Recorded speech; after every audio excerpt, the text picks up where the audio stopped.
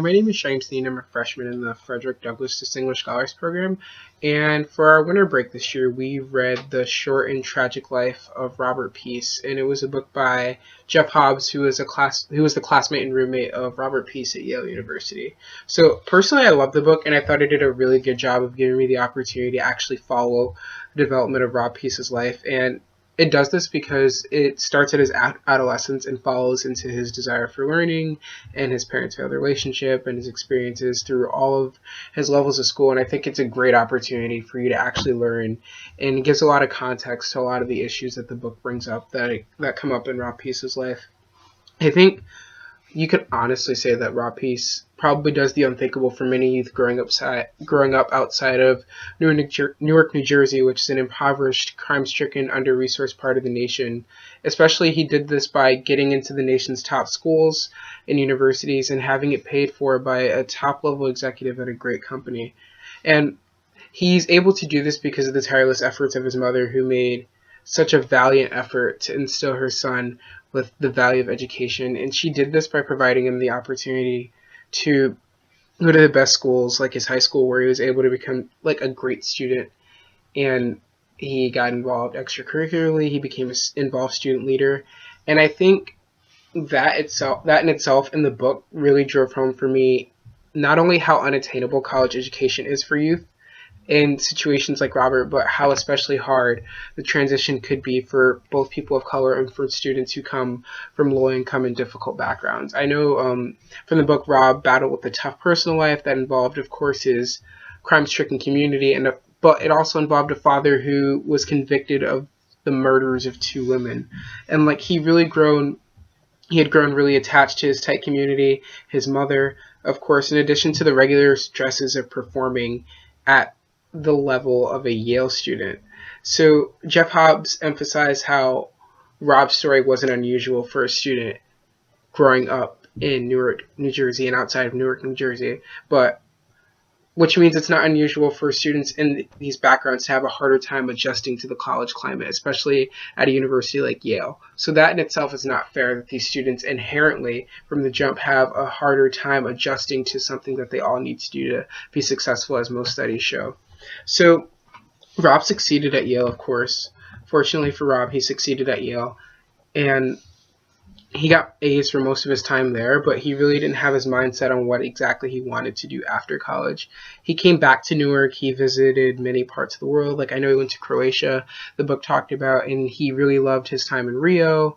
And he taught at his high school for a little bit, and because of just the simple idea of the complacency instilled by his background and his community in Newark, he eventually began to sell marijuana and work at a local airliner. So he actually wasn't really living up to the full potential of a Yale education. And a lot of the people in his community were frank with him and told him, but a lot of people weren't. And I think for someone like Rob, that would have helped. I think eventually he suffers from a tragic drug-related death, but spoiler alert, but I could only ask myself why and think about all of the people that weren't Rob Peace, all the students who didn't have the same opportunity as Rob Peace, all the students who didn't work as hard as Rob Peace because of the lack of opportunity and the barriers that society placed in front of them.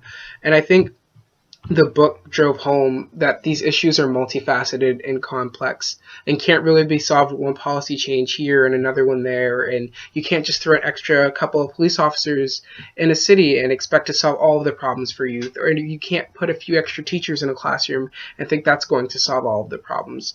These problems are really multifaceted, and people were challenged by all of these issues, not just poverty, not just the achievement gap, not just income inequality, not just racial inequality. They all work hand in hand to provide serious challenges for people, and until people understand that you can't just change one thing and everything will be okay, I think a lot of these problems are still going to continue to exist for people who grow up in situations like Robert's. So I think I'm going to kind of wrap it up, but to conclude, I think the book drove home for me the idea of comprehensive, dedicated approaches to problem solving.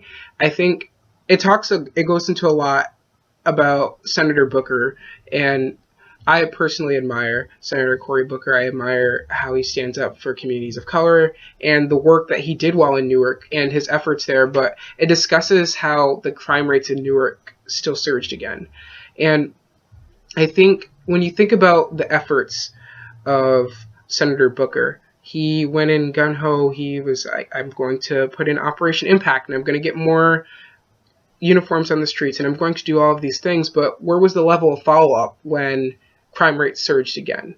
And of course that was at the end of his administration, but the idea that you can fix a problem for a little bit, for the data to show that everything's doing better, and for people to look at Newark and say, oh, it's getting better, isn't it?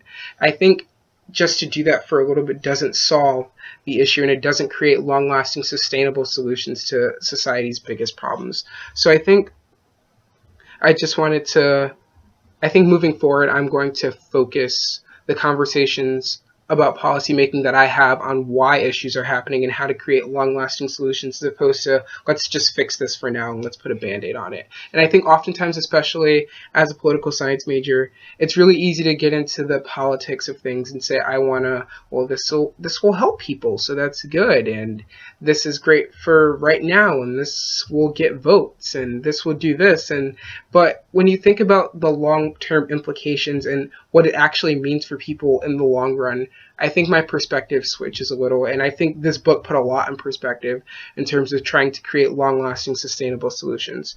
So I hope this book, I hope this book was an important story of an exceptional youth who fell to a tragic, tragic death. And I hope my reflection sparks some discussion on the issue I mentioned, the issues I talked about, like the achievement gap and inclusion on college campuses and racial and economic inequalities across the country. So thanks for listening.